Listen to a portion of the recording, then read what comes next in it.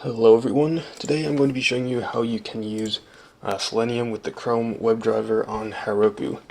I just wanted to make a tutorial on this because it took me way too long to figure this out, and there really isn't a whole lot of information on it online. So let's just go ahead and create a Python file, call it main.py. Okay, so what we want to do is import Selenium, so from Selenium import WebDriver. And then you can import keys as well if you need that. And then we want to import OS so we can access the Heroku environment variables. So then we're going to say Chrome options equals WebDriver dot Chrome options. Make sure that's a function. And then just say Chrome options dot binary location equals OS dot environ. So basically what's happening here is that we're going to store these paths into the Heroku environment variables. So we'll get to that in a little bit. So just get Chrome or Google Chrome binary or just bin. Google Chrome bin. And then we need to add Chrome options dot add argument dash dash headless. And then Chrome options dot add argument dash dash disable dash dev dash shm dash usage. And then finally Chrome options dot add argument dash dash no dash sandbox.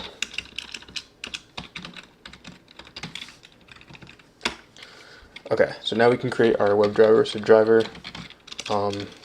equals WebDriver dot Chrome, and then executable path is going to equal another environment variable, so just os dot environ dot get, and this is going to be Chromedriver path, so Chromedriver underscore path, and then we want to add the options object that we created above.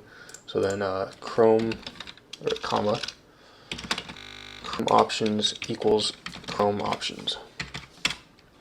Okay, so now all that is set up. So just as a demo, I can fetch the HTML content of Google.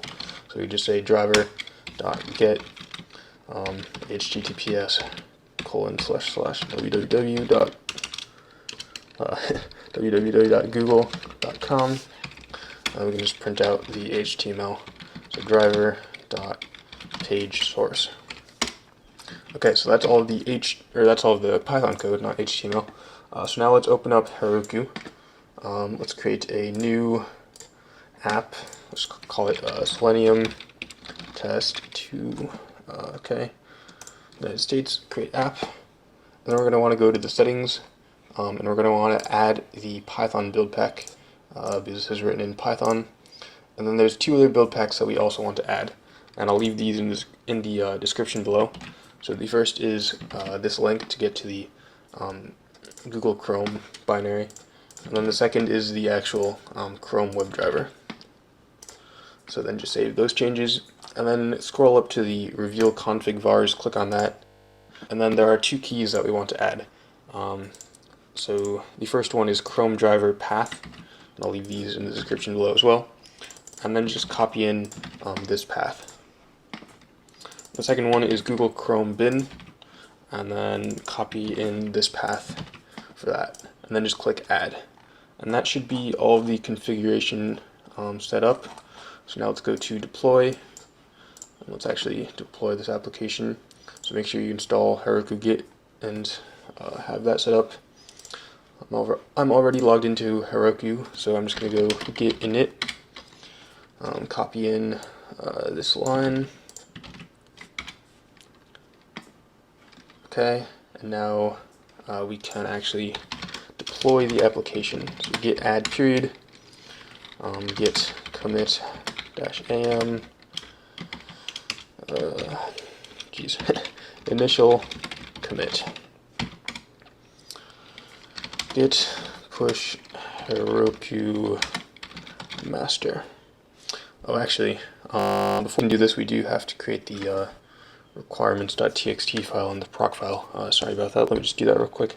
So pip3 freeze requirements.txt. Okay, and then we can create a proc file, and then let's just reload the directory. Oops. The proc file, let's just create a web process python main.py. Okay, so now let's do the git add, git commit, and now let's git push Heroku master, and then just wait for that to deploy. Okay, so now the application has actually deployed, so I can just go ahead and prove that it's actually working. We can do Heroku run python main.py, and if everything works out correctly, it should print out the HTML code of google.com. And here we go. So I hope that tutorial was helpful. If you have any questions, just leave them in the comments below. And don't forget to hit the like button if this helped you out. And I will see you in the next video.